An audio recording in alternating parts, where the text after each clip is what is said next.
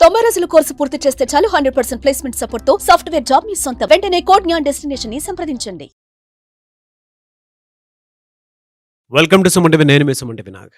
జనరల్గా ఉమ్మడి ఆస్తి వాటా ఉన్నప్పుడు కొంతమంది తెలియకుండానే ఒకరి పేరు మీదే రిజిస్ట్రేషన్ చేయించుకుంటూ ఉంటారు. కొంతమంది కావాలని చేసేటువంటి వాళ్ళు ఉంటారు. కొంతమంది వీళ్ళకెందుకు ఇవ్వాలి అనేటువంటి ఉద్దేశంతో ఒకరి పేరు మీద రిజిస్ట్రేషన్ చేయించేసి ఉంటారు.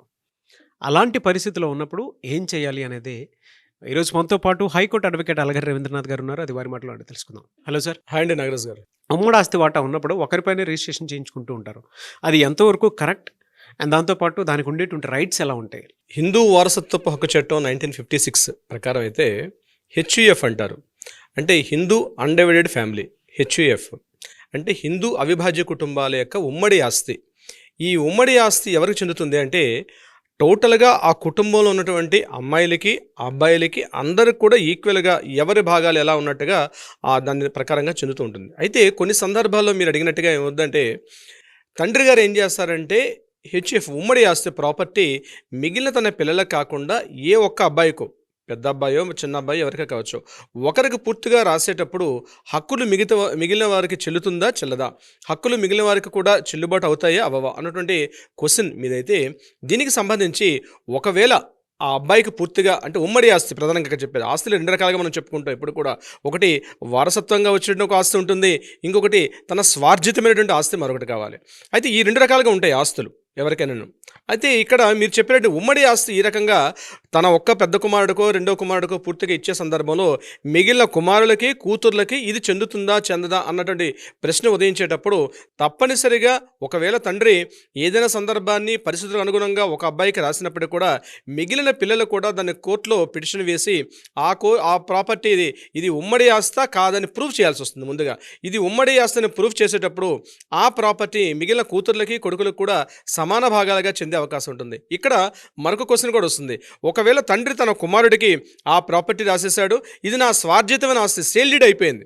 సేల్డీడ్ అయిపోయిన తర్వాత కూడా ఇది నా స్వార్జితమైన ఆస్తి అని చెప్తూ కూడా అతను తన పిల్లలకి మరలా ఒకవేళ ప్రాపర్టీ రాసేసాడు అనుకోండి, ఇది తన స్వార్జితమైన ఆస్తి కాబట్టి మరలా ఉంటే ఎక్కడ తన బ్రదర్స్ ఎక్కడ అడుగుతారని చెప్పి, లేకపోతే సిస్టర్స్ ఎక్కడ అడుగుతారని చెప్పి అతను తన పిల్లలకి రాసిన క్రమంలో కూడా అటువంటి సందర్భాల్లో కూడా వాళ్ళ మధ్య జరిగిన ఏదైతే ఒప్పందం ఉందో, వాళ్ళ మధ్య జరిగిన ఏదైతే సేల్డీ డాక్యుమెంట్స్ ఉన్నాయో ఇవన్నీ కూడా నల్ అండ్ అవాయిడ్ అయిపోతాయి. ఖచ్చితంగా ఎప్పుడు ఈ మిగిలిన పిల్లలందరూ కూడా కోర్టులో దీన్ని ఫైట్ చేసి ఆ పిటిషన్ పెట్టి మేము కూడా లీగల్ హెయిర్స్గా ఉన్నాం, ఇది జాయింట్ ప్రాపర్టీ కింద వచ్చిన ప్రాపర్టీ కాబట్టి అది ఆస్తి కావచ్చు, పొలం కావచ్చు, స్థలం కావచ్చు, కమర్షియల్ కాంప్లెక్స్ కావచ్చు, ఏదైనా సరే ఇది ఉండాలి, అది లేదని కాకుండా వీళ్ళందరికీ వస్తుంది ఆ ప్రాపర్టీ ప్రకారం. అయితే ఇక్కడ ఏం చేయాలి, వీళ్ళు క్లాస్ 1 లీగల్ హెయిర్స్ ప్రకారం వీళ్ళు ప్రూవ్ చేసుకోవాల్సి వస్తుంది. మేము ఆ ప్రాపర్టీ క్లాస్ 1 లీగల్ హెయిర్స్గా ఉన్నాము అంటే ఎవరికి వస్తుంది? క్లాస్ 1 లీగల్ హెయిర్ మళ్ళీ ఏం చెప్తుంది అక్కడ, ముందుగా కొడుకులు కూతుర్లు, అదేవిధంగా ఎవరైతే ఆ ప్రాపర్టీ మూడో తరం, ఎప్పుడు మనం జాయింట్ ప్రాపర్టీని ఎప్పుడు చెప్తామంటే 3 తరాలు చూడాలి ఆ ప్రాపర్టీ. అంటే తాతగారు నుంచి కొడుకు నుంచి మరొక కొడుకు, ఎప్పుడైతే 3 స్థాయిల ప్రకారం వస్తుందో దానిని దానిని యాక్చువల్గా మన వారసత్వ ఆస్తిగా మనం చెప్తాం.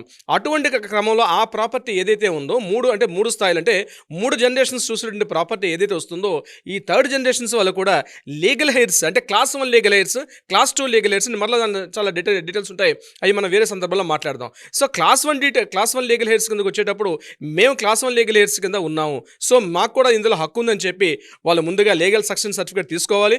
ఆ సర్టిఫికేట్ తీసుకొని మేము కూడా వారసత్వంగా ఆ ప్రాపర్టీ మాకు చెల్లుబాటు అవుతుంది, ఇది ఉమ్మడి ఆస్తిని ప్రూవ్ చేయాల్సిన అవసరం కూడా ఎవరైతే పిటిషన్ వేశారో ఆ పిటిషన్దారుల మీదుగా ఉంటుంది. వీళ్ళు ప్రూవ్ చేసుకున్న తర్వాత ఒకవేళ సేల్ డీడ్ జరిగినప్పటికి కూడా కోర్టు ఆ సేల్ డీడ్ని నల్ అండ్ అవాయిడ్ చేస్తుంది, పూర్తిగా నలిఫై అయిపోతుంది. కాబట్టి ఆ డాక్యుమెంట్ అయితే చెల్లే క్రమం అయితే ఉండదు. ఇది ఇంపార్టెంట్ క్వశ్చన్. జాయింట్ ప్రాపర్టీలో ఉంటుంది. అలా కాకుండా ఒకవేళ ఆ తండ్రి తన స్వార్జితమైన ప్రాపర్టీ, తను సంపాదించుకున్న ప్రాపర్టీ అయితే ఏ ఒక్కరికి రాసినా మిగిలిన వాళ్ళు అడిగే హక్కు అయితే ఖచ్చితంగా లేదు.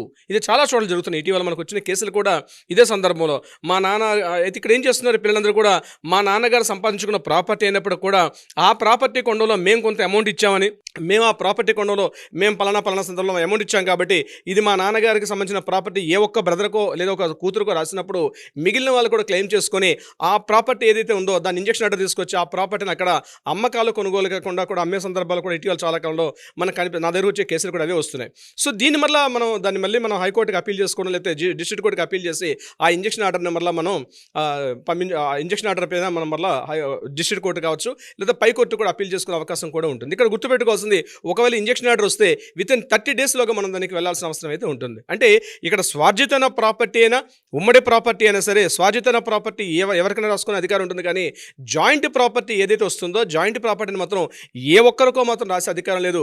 మిగిలిన వాళ్ళు దాన్ని ప్రూవ్ చేసుకునే అవకాశం అయితే ఉంటుంది.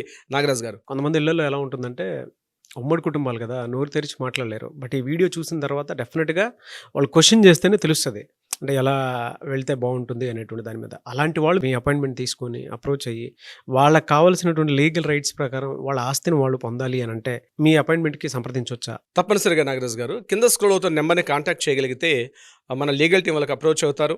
అప్రోచ్ అయ్యి ఎవరైతే డీటెయిల్స్ కాంటాక్ట్ చేస్తారో వాళ్ళ డీటెయిల్స్ కూడా చాలా గోప్యంగా చాలా రహస్యంగా కూడా ఉంచుతారు.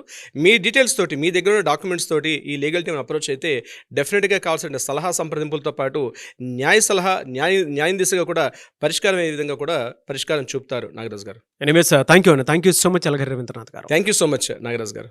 చూశారు కదండి వీడియో. ఈ వీడియోపై మీ అభిప్రాయాన్ని కమెంట్ బాక్స్లో పోస్ట్ చేయండి. ముఖ్యంగా మీరు కనుక అలగిరి రవీంద్రనాథ్ గారి అపాయింట్మెంట్ కోసం సంప్రదించాలనుకుంటే స్క్రీన్ మీద మీకు కాంటాక్ట్ నెంబర్ కనిపిస్తుంది. దాన్ని మీరు కాల్ ఆర్ మెసేజ్ వాట్సాప్ చేసి వెంటనే అపాయింట్మెంట్ బుక్ చేసుకోండి. ఈ వీడియో లైక్ చేయండి, షేర్ మాత్రం తప్పకుండా చేయండి. ఇలాంటి మరిన్ని వీడియోస్ కోసం మా ఛానల్ ఫాలో అవ్వండి. Thank you. సుమన్ టీవీలో మీ పర్సనల్ అండ్ బిజినెస్ ప్రమోషన్స్ కోసం కింది నెంబర్కి కాంటాక్ట్ చేయండి.